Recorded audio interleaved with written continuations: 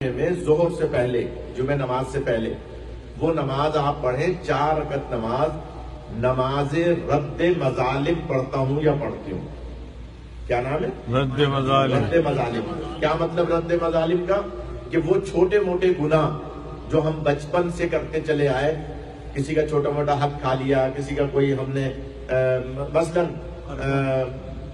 باہر نکلے کسی کی چپل ہم نے استعمال کر لی بغیر پوچھے، سفر میں ساتھ تھے کسی کا ٹوتھ پیسٹ استعمال کر لیا، حج اور زیارات کے سفر میں اکثر ایسا ہوتا ہے۔ ذوالقرنین بھائی خدا آپ کے کارواں کو ترقی عطا فرمائے، آپ حج زیارات کا گروپ بنا رہے ہیں، بناتے ہیں، تو جو بھی جاتے ہیں سفر میں بہت سی چیزیں ایک دوسرے کی استعمال کر لیتے ہیں۔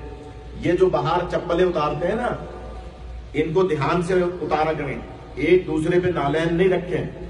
اگر کسی اور کی چپلوں پہ آپ نے اپنی چپلیں رکھ دی تو 70 گناہوں میں اضافہ ہوتا ہے۔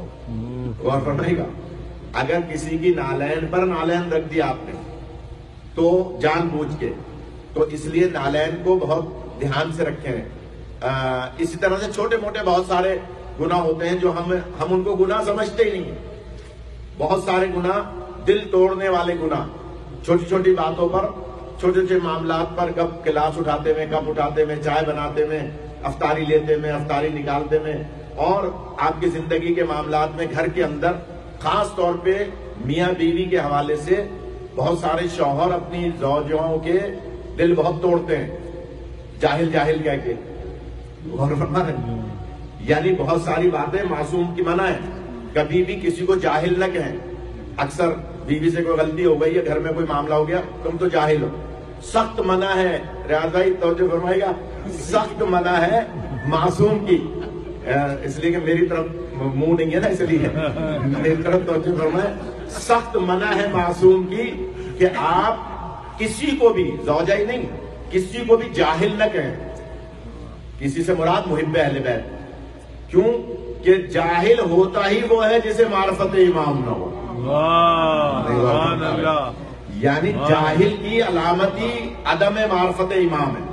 اگر تھوڑی بہت بھی امام کی معرفت ہے، جتنی بھی ہے، لیکن اس کو جاہل نہ کہیں۔ تو میں عرض کر رہا تھا، نماز پڑھیں، 4 رکعت نماز، 4 رکعت کے ساتھ، 2 رکعت کر کے نہیں، ظہر اثر کی طرح یا عشاء کی طرح 4 رکعت نماز، نماز رد مظالم پڑھتا ہوں یا پڑھتی ہوں، یعنی وہ مظالم جو ہم بچپن میں یا چاہتے ہوئے یا نہ چاہتے ہوئے، جن کا ہمیں پتہ نہیں ہے، جو ہم بھول گئے، ہمارے بزرگوں سے ہم نے کوئی بدتمیزی کر لی، کوئی ایسا مسئلہ قطع رحمی کر لی، تو یہ رمضان میں ہی ہوتی ہے، یہ نماز اس کے علاوہ نہیں ہوتی۔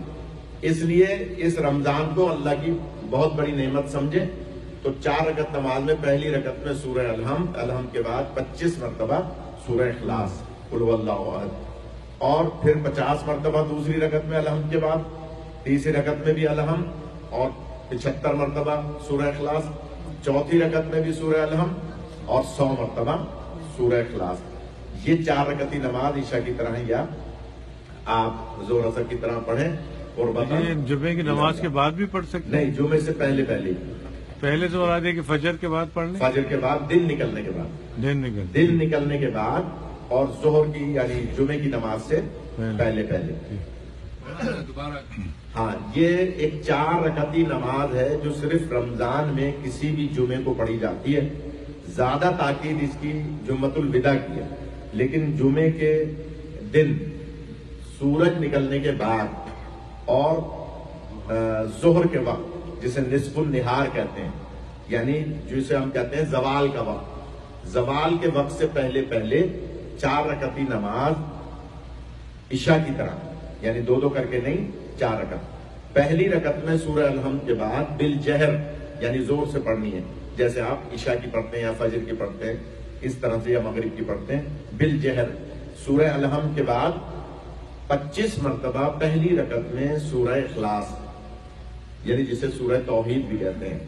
دوسری رکعت میں سورہ الحم کے بعد 50 مرتبہ سورہ اخلاص۔ تیسری رکعت میں سورہ الحم کے بعد 75 مرتبہ سورہ اخلاص۔ چوتھی رکعت میں سورہ الحم کے بعد 100 مرتبہ سورہ اخلاص، اور دوسری رکعت میں قنوت بھی پڑھیں گے، جو کہ علامت ہے شیعہ نے حیدر کرار، جو 53 علامتیں بتائی ہیں محبان اہل بیت کی، اس میں یہ ایک قنوت پڑھنا بھی دوسری رکعت میں علامت ہے۔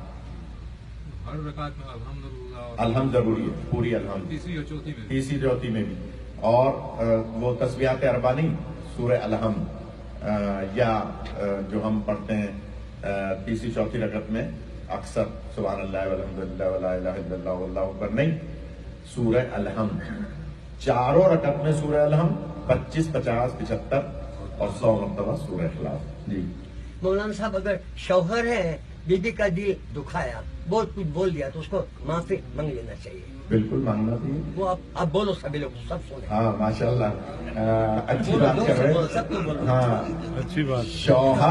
شوہر اپنے آپ کو دیکھیے، یہ جو مہینہ ہے نا درگزر کا مہینہ، معافی کا مہینہ ہے. اللہ تب معاف کرے گا جب آپ بندوں کو معاف کریں گے. بے شک. اسی طرح سے مغفرت کا مہینہ ہے، رحمت کا مہینہ ہے، آخرت سنوارنے کا مہینہ ہے. تو شوہر بیوی سے اگر معافی مانگ رہا ہے تو اس میں کوئی کباہت نہیں ہے، دل بھی تو توڑ رہا ہے نا.